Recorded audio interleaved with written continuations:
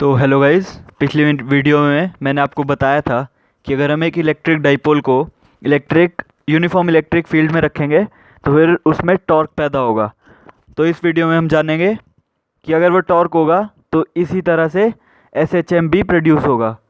तो ये देखें कैसे। टॉर्क क्या निकला था हमारे पास, पी ई साइन थीटा।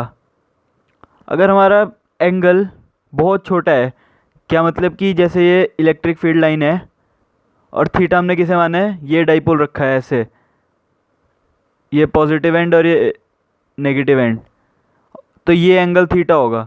तो अगर थीटा बहुत ही ज़्यादा स्मॉल है तो मैथ्स के हिसाब से थीटा अगर बहुत स्मॉल है तो साइन थीटा भी थीटा के इक्वलेंट हो जाएगा। यानी कि टॉर्क हमारा क्या आएगा, p E sine I am sorry p E theta, ये हमारा टॉर्क आ गया है। और टॉर्क का फॉर्मूला हमने पढ़ा था आई अल्फ़ा। ये तो पुरानी बातें हैं, पिछले साल 11th क्लास में हमने पढ़ा था। तो आई अल्फ़ा क्या होगा, पी ई थीटा के इक्वल। तो अब इसका डेरिवेशन डबल डिफ्रेंसिएशन करेंगे तो I D square theta upon d t square क्या हो गया, पी ई थीटा। मतलब ये हमने थीटा की टर्म में कर दिया और ये भी हमें पिछले साल कराया गया था काफ़ी अच्छी तरह से। तो D square theta upon d T का स्क्वायर किसके इक्वल हो गया, पी ई अपॉन आई इंटू थीटा। तो और ये किसके इक्वल होगा, ज़ीरो के इक्वल। तो ये ज़ीरो के इक्वल तो नहीं होगा अगर ये आई को हम इधर ले गए हैं। तो अब क्या होगा, जो D square theta upon d t square minus इसको इधर ले आएंगे अगर, पी ई अपॉन आई इंटू थीटा किसके इक्वल हो गया, ज़ीरो के इक्वल, क्योंकि यहाँ पर कुछ बचेगा नहीं।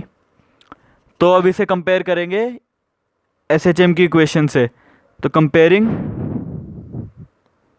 With equation of S H M. तो एस एच एम की इक्वेशन क्या कहती है, d square x upon d t square minus omega square x is equal to zero. यानी कि ओमेगा स्क्वायर किसके इक्वल आया है इसके हिसाब से, पी ई अपॉन आई। तो ओमेगा किसके इक्वल होगा, पी ई अपॉन आई का रूट। तो यानी कि ओमेगा किसके क्या होता है, ओमेगा ये भी 11th क्लास में था, omega is equal to 2 pi upon t. तो यानी कि जो टू सिंस, तो therefore 2 pi upon t is equal to p E upon I under the root. तो यहाँ से हमारे पास टाइम पीरियड निकल जाएगा, क्या आएगा, 2 pi under the root I upon p E. हमारा फाइनल आंसर है।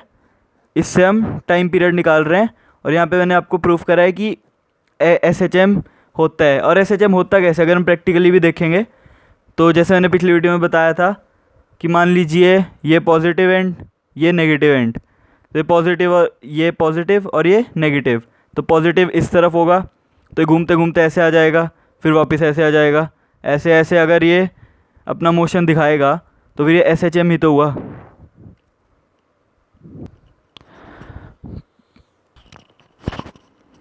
तो अब तक तो हम जो भी बात कर रहे थे वो हम बात कर रहे थे यूनिफॉर्म इलेक्ट्रिक फील्ड के लिए, पर अब हम बात करेंगे नॉन यूनिफॉर्म इलेक्ट्रिक फील्ड के लिए। तो इसमें दो केसेस बनते हैं।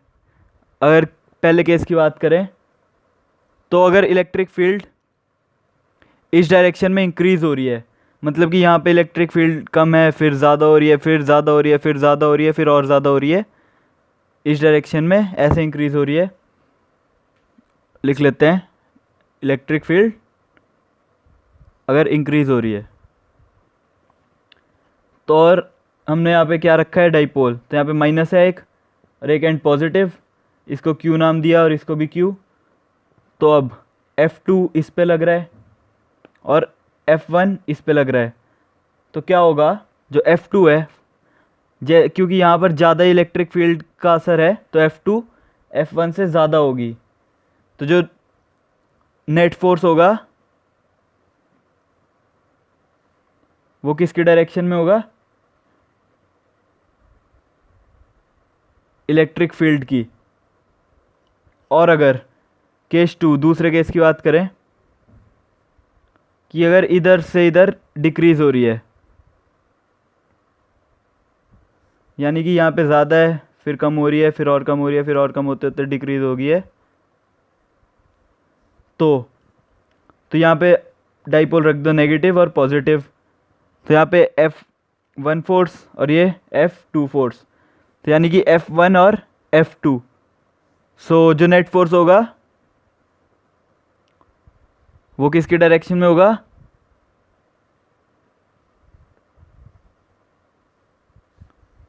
इलेक्ट्रिक फील्ड की डायरेक्शन में होगा। तो इससे हमें पता क्या चल रहा है कि पहले अगर यूनिफॉर्म फील्ड थी तो ट्रांजिशनल मोशन जीरो था क्योंकि नेट फोर्स ज़ीरो था, पर अब यहाँ पर रोटेशनल मोशन के साथ साथ ट्रांजिशनल मोशन भी होगा, मतलब कि अब बॉडी ऐसे घूमती घूमती और आगे भी बढ़ती जाएगी। तो ये था अगर हम नॉन यूनिफॉर्म इलेक्ट्रिक फील्ड को रखते हैं। तो अब इतनी बात थी अगर हम डाइपोल को रखेंगे electric field lines, electric field में। अब बिल्कुल अलग टॉपिक, इलेक्ट्रिक फील्ड लाइन। ये जुड़ा हुआ तो वैसे इसी से है, पर पिछले टॉपिक से अलग चीज़ है, नया टॉपिक स्टार्ट हो रहा है। तो इलेक्ट्रिक फील्ड लाइन होता क्या है? वैसे आम भाषा में समझे कि जिस डायरेक्शन में जिस तरह से इलेक्ट्रिक फील्ड का प्रभाव होता है उसको रिप्रेजेंट करने वाली लाइंस होती है इलेक्ट्रिक फील्ड लाइंस। पर अगर हम आंसर को काफ़ी अट्रैक्टिव बनाना चाहते हैं तो देखिए मैंने क्या लिखा है। तो मैंने लिखा है जो कर्व इलेक्ट्रिक फील्ड लाइन क्या होती है? कर्व होती है जिसके अलोंग क्या होता है, जो एक छोटा पॉजिटिव चार्ज है वो टेंड करेगा मूव करना। अब इसका मतलब क्या है कि ऐसी कर्व लाइंस जिसके थ्रू एक पॉजिटिव चार्ज, टेस्ट चार्ज, जो मूव कर सकता है अगर वो उस इलेक्ट्रिक फील्ड में प्लेस्ड हो। तो अगर हम जितनी अच्छी डेफिनेशन देंगे उतना ही अच्छा हमारे नंबर आएंगे। तो ये तो थी डेफिनेशन की बात। तो अब डेफिनेशन के बाद इलेक्ट्रिक फील्ड लाइन की प्रॉपर्टीज़। तो सबसे पहली बात कि जो टेंजेंट है वो इलेक्ट्रिक फील्ड लाइन की डायरेक्शन बताएगी। मान लीजिए ये पॉजिटिव है, ये नेगेटिव। अब इलेक्ट्रिक फील्ड पॉजिटिव से नेगेटिव की तरफ चल जाती है और ये हमेशा कर्व की फॉर्म में जाती है। तो यह तो हमने डेफिनेशन में भी पढ़ लिया था। तो अगर हम इसके अलोंग एक टेंजेंट बनाए तो वहाँ पर इलेक्ट्रिक फील्ड लाइंस की ये डायरेक्शन को रिप्रेजेंट करेगा। इलेक्ट्रिक फील्ड लाइन एक वेक्टर क्वांटिटी होती है, तो मैंने आपको बताया ही था। तो ये इसकी डायरेक्शन को रिप्रेजेंट करेगा। ये हमारी पहली प्रॉपर्टी। तो दूसरी प्रॉपर्टी क्या कहती है कि जो दो फील्ड लाइन होती है वो आपस में कभी क्रॉस नहीं कर सकती। ऐसा क्यों होता है देखते हैं। मान लीजिए एक इलेक्ट्रिक फील्ड लाइन ये जा रही है और दूसरी इलेक्ट्रिक फील्ड लाइन ऐसे जा रही है, तो ये पॉइंट कॉमन है जहाँ पर इंटरसेक्ट करी है। तो अगर हम यहाँ पर टेंजेंट ड्रॉ करेंगे तो एक तो डायरेक्शन इधर जा रहा है, एक डायरेक्शन इधर।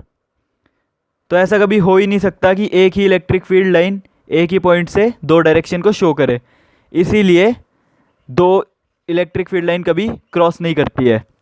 अब तीसरी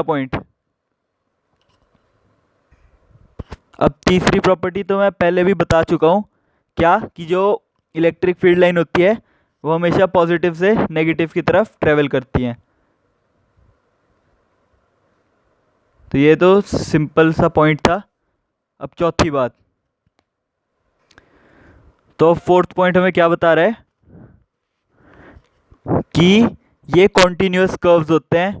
जैसे ये पॉजिटिव है, ये नेगेटिव, तो हमेशा कॉन्टिन्यूस ही जाएंगे पॉजिटिव से नेगेटिव की तरफ। ऐसा नहीं है कि यहाँ पर है फिर यहाँ पर है, नहीं है इतने एरिया में, फिर यहाँ पर है फिर ऐसे पहुँच रही है। ऐसा कभी नहीं होता। इसका भी एक रीज़न है क्यों, और ये इम्पॉर्टेंट है रीज़न, पूछा भी जा सकता है क्यों। क्योंकि अगर इलेक्ट्रिक फील्ड की बात करें तो वो तो सिर्फ इन्फिनिटी पे ही ज़ीरो हो सकती है, और वो हमेशा ही प्रेजेंट होती है किसी भी पॉइंट चार्ज के पास, किसी भी चार्ज के आसपास। तो ये रीज़न काफ़ी इंपॉर्टेंट है, पूछा भी जा सकता है। अब फिफ्थ पॉइंट क्या है कि दे डू नॉट फॉर्म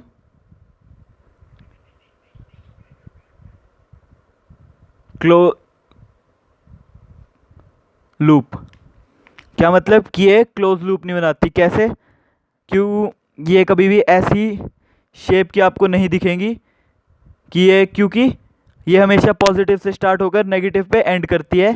तो अगर ये क्लोज लूप बनाएगी तो ये पॉजिटिव पर ही से एंड करना होगा, जो बिल्कुल भी पॉसिबल नहीं है। अब 6th पॉइंट, अब electric field line contract lengthwise. ये क्या मतलब हुआ इसका कि मान लीजिए पॉजिटिव से निकली तो यहाँ पे इसकी इंटेंसिटी ज़्यादा होगी, फिर थोड़ी कम होगी, फिर थोड़ी कम होगी, ऐसे करते करते ये डिक्रीज करती रहती है। तो इसका मतलब है कि ये लेंथ वाइज एक लेंथ में कॉन्ट्रैक्ट करती है, तभी ये आगे फ्लो करती है। तो अब यहाँ पे कुछ फिगर्स मैं बना रहा हूँ जो रिप्रेजेंट करती है एक बिल्कुल परफेक्ट इलेक्ट्रिक फील्ड लाइंस को। ये पॉजिटिव चार्ज से हमेशा अवे जाती है, ये इस डायग्राम में दिखाया गया है। दूसरा डायग्राम क्या है? ये हमेशा नेगेटिव में एंटर करती है, तो ये यहाँ पर दिखाया हुआ है। तीसरा क्या कह रहा है कि ये हमेशा क्लोज लूप बनाती है। ये कुछ डायग्राम आपके इस आंसर को काफ़ी सुंदर बना सकते हैं। और चौथा क्या कह रहा है? मान लीजिए ये एक पॉजिटिव है और दूसरा पॉजिटिव साथ रखा हुआ है, तो इस डायरेक्शन में तो स्ट्रेट ट्रैवल करेंगी। और कुछ बच्चे इसको ऐसे दिखाएंगे, पर ऐसा नहीं होगा। ये अपने पाथ को चेंज कर देगी और इधर से भी अपने पाथ चेंज कर देगी, पर ये कभी इंटरसेक्ट नहीं करती आपस में। ये इसकी एक प्रॉपर्टी होती है। तो अगर हम ये 4 डायग्राम बनाएंगे तो हमारा आंसर काफ़ी सुंदर दिखेगा। तो आज की वीडियो में बस इतना ही। Please like, share and comment in the comment box. Thank you.